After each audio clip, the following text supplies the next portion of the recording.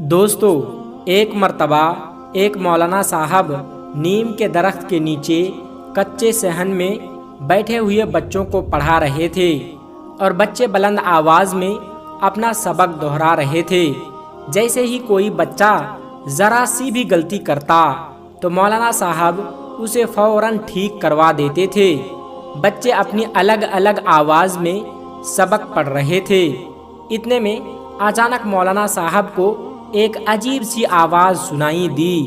آواز سن کر مولانا صاحب ہڑبڑا گئے اور کہنے والا کہہ رہا تھا کہ میاں جی السلام علیکم۔ مولانا صاحب جن بچوں کو پڑھا رہے تھے ان سب کی آواز کو پہچانتے تھے، لیکن یہ آواز الگ تھی۔ تبھی تو مولانا صاحب ہڑبڑا گئے۔ مولانا صاحب نے جواب دیا وعلیکم السلام۔ ان کے سامنے تقریباً 7-8 سال کا ایک لڑکا اپنا سر جھکائے کھڑا ہوا تھا اور اندر آنے کی اجازت مانگ رہا تھا۔ مولانا صاحب نے کہا کہ آ جاؤ میاں، اندر آ جاؤ، اکیلے آئے ہو کیا؟ کوئی اماں ابا ساتھ نہیں آئے؟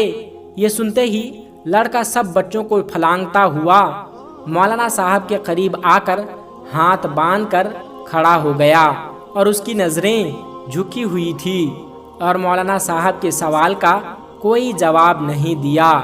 مولانا صاحب کے اگلے سوال کا منتظر تھا۔ مولانا صاحب کو خود ہی پوچھنا پڑا کہ کیوں میاں، کون ہو تم اور کہاں سے آئے ہو؟ کیا کچھ پڑھنا چاہتے ہو؟ بچے نے جواب دیا جی ہاں مولوی صاحب، آپ مجھے اپنے شاگردی میں لے لیجئے۔ مولوی صاحب اس کے معصوم سے سرانے میں کھو گئے تھے، لیکن اس بچے کی عبادت تھوڑی الگ تھی۔ وہ اسے گھورتے ہوئے بولے کہ کیا تمہارا تعلق اسی گاؤں سے ہے؟ یہاں تو لوگ پنجابی ٹھیک طرح سے نہیں بول پاتے اور تم ہو کہ اردو بول رہے ہو۔ لڑکا ذرا سا بھی نہیں گھبرایا اور بولا کہ اصل میں مولانا صاحب اس سامنے والے جنگل کے پیچھے کے گاؤں سے آیا ہوں جہاں ندی بہتی ہے۔ آپ کو تو پتہ ہی ہے کہ پچھلے مہینے میں موسلادھار بارشوں کی وجہ سے وہاں سیلاب آ گیا تھا اور اس سے بہت سارے درخت بھی اکھڑ گئے تھے، لوگوں کے گھر بھی تہس نہس ہو گئے تھے، ہمارا گھر بھی اس میں ڈوب گیا تھا۔ اس طرح میں اپنے والدین سے بچھڑ گیا اور اب میں چاہتا ہوں کہ میں آپ کے پاس رہوں، کیونکہ اس گاؤں کے تمام بچے آپ سے فیضیاب ہوتے ہیں۔ میں آپ کے ساتھ رہنا چاہتا ہوں۔ مولوی صاحب نے جب ان کی یہ بات سنی تو حیرت سے بولے کہ لڑکے، تمہاری عمر کیا ہے؟ قد کانٹ سے تو 7 یا 8 سال کے لگتے ہو، مگر بات چیت تو بڑوں جیسی کرتے ہو۔ بچے نے کہا جی میں 13 سال کا ہوں، بیماری کی وجہ سے میرا قد چھوٹا رہ گیا۔ اس کی یہ بات سن کر تمام بچے کھلکھلا کر ہنسنے لگے۔ مولوی صاحب نے وہیں بیٹھے بیٹھے چھڑی سے ڈانٹ دی اور پھر بچے سے کہنے لگے کہ اچھا بچے، تم آج سے خود کو ہمارے شاگردی میں سمجھو، اور ہاں تمہارا نام کیا ہے؟ بچے نے کہا جی میرا نام مراج الدین ہے۔ اس کی اردو پر دیہاتی بچے پھر سے ہنسنے لگے اور اب تو مولوی صاحب بھی ہنس پڑے تھے اور انہوں نے سب بچوں کو چھٹی دے دی اور کہا کہ اگر کہیں کوئی اچھا سالن مل جائے تو میرے واسطے اسے ایک کٹورے میں ڈال لینا، دال ساگ تو مجھے ہضم نہیں ہوتا۔ نیا لڑکا یہ بات سن رہا تھا اور جلدی سے بولا کہ مولوی صاحب آج میں آپ کے لیے کھانا لاؤں؟ میری بہن اس سے اگلے گاؤں میں رہتی ہے اور بڑا اچھا کھانا بنا لیتی ہے۔ مولوی صاحب کے منہ میں پانی تو آ گیا، پھر بھی دکھاوا کرتے ہوئے بولے کہ تم کہاں اتنی رات کو اگلے گاؤں میں جاؤ گے؟ آج ویسے بھی چودھری صاحب کے یہاں سے اچھا کھانا آ ہی جائے گا، جمعرات ہے نا، اس لیے۔ اس کے بعد اس نے اس لڑکے کو ایک بڑے سے حجرے میں جہاں باقی سارے طلباء رہتے تھے وہاں پہنچا دیا اور وہ بچہ سب کے ساتھ کھجور کی چٹائی پر سو بھی گیا۔ تو دوستو، اس طرح سے وہ لڑکا جس کا نام مراج الدین تھا وہ مولوی صاحب کا باقاعدہ شاگرد بن گیا۔ اس کا حافظہ बड़ा ही अच्छा था। उसने कायदा 1 हफ्ते में ही पूरा कर लिया और सिर्फ 3 महीने में कुरान मुक़द्दस को पूरा कर लिया और उसके बाद कुरान पाक को हिफ्ज़ भी करने लगा था। मौलवी साहब तो बहुत हैरान थे कि आज तक हजारों शागिर्दों को पढ़ा चुके हैं, मगर ऐसा हाफजा, ऐसी रवानी कभी देखने और सुनने भी नहीं आई। जब भी उसका सबक सुनते तो हड़बड़ा जाते कि ये लड़का इंसान भी है या और कोई मखलूक है। मौलवी साहब ऐसा सोचते ज़रूर थे, मगर अपना ये ख्याल भी जाहिर ना होने दिया। वो सोचते थे कि वो इतना अच्छा बच्चा है, कहीं बददिल होकर भाग ना जाए। वो बच्चा अब तो हाफिज़ कुरान भी बन चुका था, मगर मौलवी साहब को अब उससे प्यार हो गया था, इसलिए उसे अपना बेटा बना लिया। मौलवी साहब ने उम्र भर शादी ना की थी। एक रात मौलवी साहब किसी का निकाह पढ़वा कर लौटे तो ज्यादा मुर्गन खाने की वजह से पेट में तकलीफ महसूस होने लगे। मौलवी साहब को जब भी बदहजमी होती तो वो हींग का इस्तेमाल करते और ठीक हो जाते, लेकिन हींग भी खत्म हो चुका था और दोबारा मंगवाने का मौका ना मिला। सारे लड़के सो चुके थे, मगर मिराजुद्दीन जाग रहा था और इबादत इलाही में मशगूल था। मौलवी साहब दर्द से कराह रहे थे और कह रहे थे कि अरे कोई है जो मुझे ज़रा सी हींग ला के दे। मिराजुद्दीन ने सोचा कि उस्ताद साहब तो तकलीफ में है, अगर उनकी बर वक्त मदद ना की गई तो शायद अल्लाह पाक मेरी इबादत को कबूल ना फरमाए। सारे शागिर्द सो रहे थे। इतनी रात में कौन अपनी नींद खराब करे, मगर मिराजुद्दीन हमेशा की तरह खिदमत के लिए तैयार था। जाए नमाज लपेट कर ताक में रखी और मौलवी साहब के पास जाकर खड़ा हो गया और कहा कि मौलवी साहब, आपको हींग मैं ला दूं? मुझे पता है हींग कहाँ मिलती है। मौलवी साहब ने कहा, तुम कहाँ से लाओगे? इतने ज़रा से तो हो, क्या तुम्हें अंधेरे से डर नहीं लगता? रात इतनी है, सर्दी भी हो रही है। मिराजुद्दीन ने कहा कि नहीं, मैं तो अपने काम जब चाहूँ कर लेता हूँ, मुझे अंधेरे से डर नहीं लगता।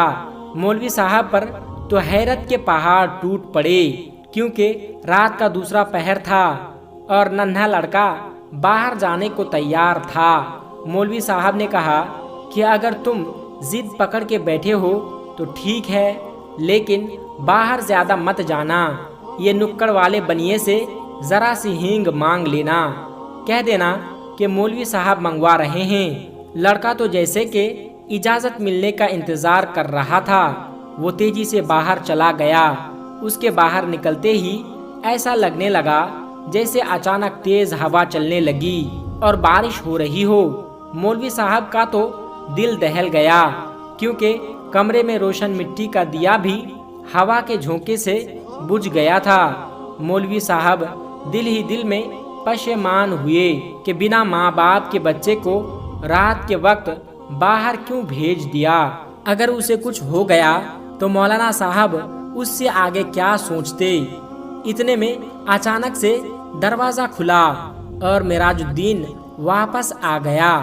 और हैरत की बात तो ये थी कि बाहर कोई तेज़ हवा और बारिश का नाम व निशान तक ना रहा। हर चीज़ अपनी जगह पर थी। मौलवी साहब का तो दर्द उसी वक्त ख़त्म हो गया जब उन्होंने देखा कि मिराजुद्दीन के कपड़े तो बिल्कुल सूखे हुए हैं। हालांकि वो छाता या बरसाती कपड़े पहनकर नहीं गया था और वापस भी चंद मिनटों में आ गया था। और सबसे बढ़कर ये था कि उसके हाथ में हींग तक मौजूद नहीं थी। मौलवी साहब ने अपनी हैरत को छुपाते हुए कहा कि क्यों बेटा, ले आए हो हींग? उसने कहा, जी मियाँ, ले आया हूँ। मौलवी साहब ने कहा कि कहाँ है? तो फिर मुझे क्यों नहीं देते, क्यों नहीं लाए? मुझे दो। मिराजुद्दीन ने कहा कि मैंने बाहर सेहन में रख दी है, आप मेरे साथ चलकर देख लो और जितना चाहे ले लो। मौलवी साहब को तो غصہ آ گیا کہ اب میں باہر جا کر صحن سے خود ہی اٹھا کر لاؤں، جب اس دکاندار سے لے ہی آئے ہو تو میرے ہاتھ میں پکڑانے میں کیا پریشانی ہے؟ بچے نے کہا کہ ارے آپ آئیے تو صحیح۔ مولوی صاحب وہ انہیں بازو سے پکڑ کر صحن میں لے گیا اور مولوی صاحب کی تو آنکھیں پھٹی کی پھٹی رہ گئی۔ صحن ہینگ سے پورا بھرا ہوا تھا۔ ہینگ لا کر استاد کی خدمت، یعنی صحن میں ہینگ کی بوریاں ہی بوریاں تھی، شاید منوں کے حساب سے ہینگ لا کر استاد کی خدمت حاضر کر دی تھی۔ انہوں نے ایک نظر ہینگ کے انبار کو دیکھا اور پھر معراج الدین کے چہرے کی طرف دیکھا۔ اس کا سر حسب معمول استاد کے سامنے جھکا ہوا تھا۔ مولوی صاحب نے کہا کہ ادھر آؤ، ذرا میری طرف آنکھ اٹھا کر دیکھو۔ انہیں پہلی بار اس پر غصہ آ رہا تھا۔ ان کے پیٹ کا درد تو رفو چکر ہو چکا تھا۔ انہوں نے اسے کندھوں سے پکڑ کر جھنجھوڑ دیا اور ان کی آنکھوں میں آنکھیں ڈالتے ہوئے بولے کہ سچ بتاؤ، تم کون ہو؟ کیا تمہارا تعلق جنات سے ہے؟ بچے نے کہا جی میاں جی، آپ کا خیال تو بالکل درست ہے، میں واقعی ایک جن زادہ ہوں۔ اس کا سر استاد کے قدموں میں تھا اور وہ زاروں قطار رو رہا تھا۔ بات سن رہے تھے، اچانک جیسے ہوش میں آ گئے اور کہا اچھا، اب تو تمہارا مقصد بھی پورا ہو چکا ہے اور تم قرآن پاک کے حافظ بھی بن چکے ہو۔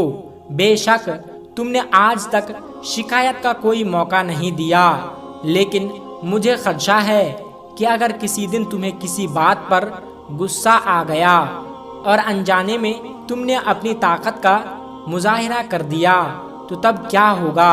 اس لیے بہتر ہے کہ اب تو چھٹی کر اور اپنی دنیا میں واپس لوٹ جاؤ۔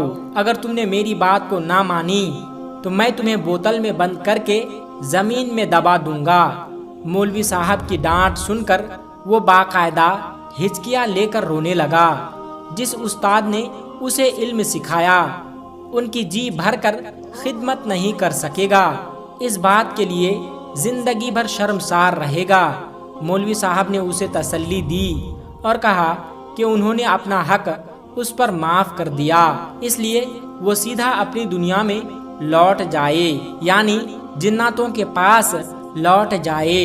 معراج الدین مولوی صاحب کو اللہ حافظ کہہ کر کسی ننھے سے بچے کی طرح دروازہ کھول کر کوٹری سے باہر چلا گیا۔ مولوی صاحب کو اس کی آنسو بھری آنکھیں پوری رات رلاتی رہی۔ مولوی صاحب کی ہدایت پر ہمیشہ کے لیے لوٹ جانے سے پہلے اس نے ہینگ بھی واپس گودام میں پہنچا دی تھی۔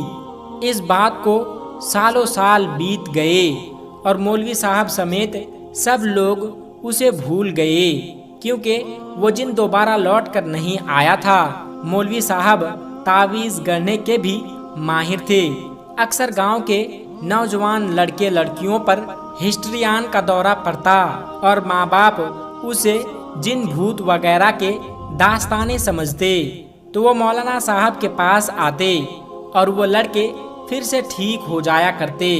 ایک مرتبہ ایک لڑکی کو مولوی صاحب کے پاس لایا گیا اور لڑکی بنا پانی کے مچھلی کی طرح تڑپ رہی تھی اور لڑکی بار بار سر پٹک رہی تھی۔ اس کی آنکھیں انگاروں کی طرح لال ہو رہی تھی، بال بکھرے ہوئے تھے۔ مولوی صاحب کو وہ لڑکی باقی لڑکیوں سے الگ نظر آ رہی تھی۔ انہوں نے اس پر کچھ پڑھ کر پھونکا اور اپنا عمل جاری رکھا۔ مولوی صاحب کچھ دیر بعد پڑھتے رہے اور پھر وہ اچانک سے چیخ پڑے کہ معراج الدین، تو تم اپنی دنیا میں واپس نہیں گئے؟ تم نے اپنا وعدہ بھلا دیا؟ یہ بھول گئے کہ استاد کی نافرمانی کرنے کے کتنا بڑا گناہ ہے؟ تم مسلمان جن ہو، عبادت گزار ہو، پھر تم اس لڑکی کو کیوں پریشان کر رہے ہو؟ اب تو یقیناً اس کی سزا دوں گا۔ تم اس لڑکی کو فوراً چھوڑ دو اور ابھی میں تمہارا علاج کرتا ہوں۔ میرا خیال ہے کہ تمہیں بوتل میں بند کر دینا پڑے گا۔